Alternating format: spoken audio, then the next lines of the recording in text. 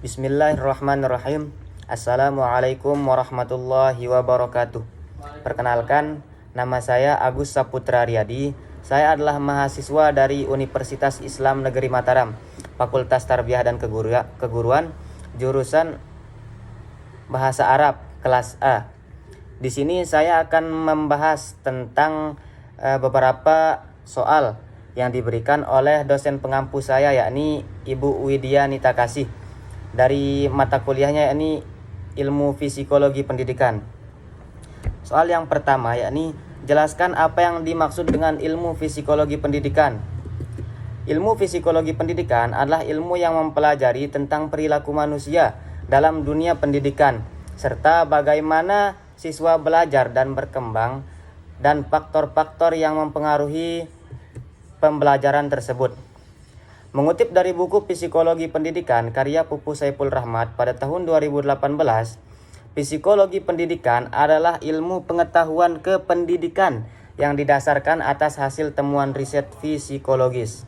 Selain itu, psikologi pendidikan dapat diartikan sebagai salah satu cabang dari ilmu psikologi yang secara khusus membahas tentang perilaku individu. Sedangkan menurut Whiterington, psikologi pendidikan adalah sebuah studi sistematis mengenai proses-proses dan faktor-faktor yang berhubungan dengan pendidikan manusia. Nah, dari pengertian-pengertian di atas dapat disimpulkan bahwa pendidikan tidak bisa terlepas dari ilmu psikologi.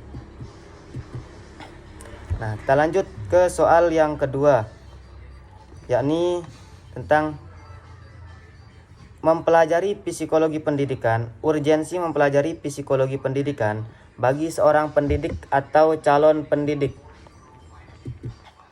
Psikologi pendidikan merupakan suatu disiplin ilmu yang sangat penting dan harus dimiliki oleh seorang guru atau seorang pengajar yang akan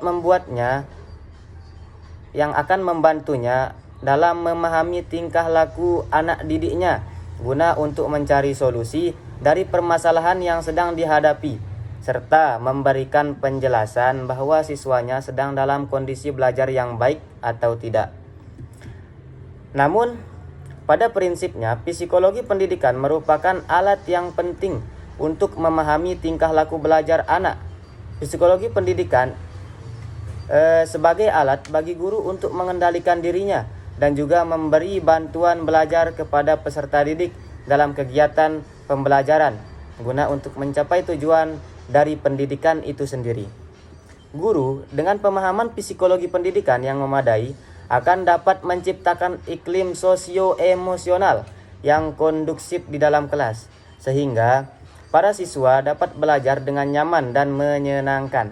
Pemahaman calon guru terhadap psikologi pendidikan memungkinkan untuk terwujudnya interaksi dengan siswa yang lebih baik dan lebih bijak, penuh empati dan menjadi sosok yang menyenangkan di hadapan siswa-siswanya. Untuk soal yang ketiga, jelaskan perbedaan pertumbuhan dan perkembangan beserta contohnya. Pertumbuhan. Menurut Effendi, pada tahun 1997 dalam bukunya menjelaskan bahwasanya pertumbuhan tidak hanya terjadi pada manusia, namun terjadi pada semua makhluk hidup, baik itu manusia, hewan, ataupun tumbuhan. Semuanya mengalami perkembangan dan pertumbuhan, di mana pertumbuhan adalah proses yang dialami oleh organisme dengan bertambahnya ukuran, volume, dan berat organisme tersebut. Sedangkan perkembangan merupakan perubahan yang terjadi pada seseorang atau individu, di mana mengalami perubahan dalam aspek motorik, emosi, kognitif, dan psikososial, interaksi individu terhadap lingkungannya. Contoh perbedaannya yakni pertumbuhan itu bersifat kuantitatif dan sedangkan perkembangan bersifat kualitatif. Atau pertumbuhan akan berhenti pada usia tertentu, sedangkan perkembangan akan berlangsung seumur hidup. Contoh yang ketiga bisa juga yakni pertumbuhan dapat diamati secara kasat mata atau bisa kita lihat secara langsung. Sedangkan perkembangan akan berlangsung seumur hidup. Untuk soal nomor 4. Apa yang Anda pahami tentang belajar? Jelaskan.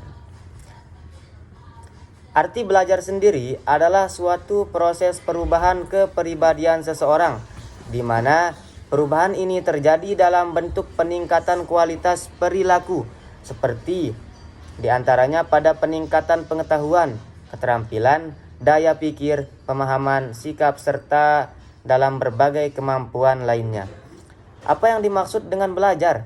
Belajar merupakan suatu proses atau upaya yang dilakukan oleh setiap individu untuk mendapatkan perubahan tingkah laku, baik dalam bentuk pengetahuan, keterampilan, juga sikap dan nilai positif sebagai suatu pengalaman dari berbagai materi yang telah dipelajari. Nah, itulah yang dimaksud dengan belajar. Mungkin hanya ini dari video kali ini, soalnya yang kita bahas cuman ada 4 pertanyaan. Dan semoga dosen pengampu saya juga merasa puas dari video saya ini, yakni Ibu Widya Nita Kasih. Mohon maaf jikalau ada kesalahan. Assalamualaikum warahmatullahi wabarakatuh.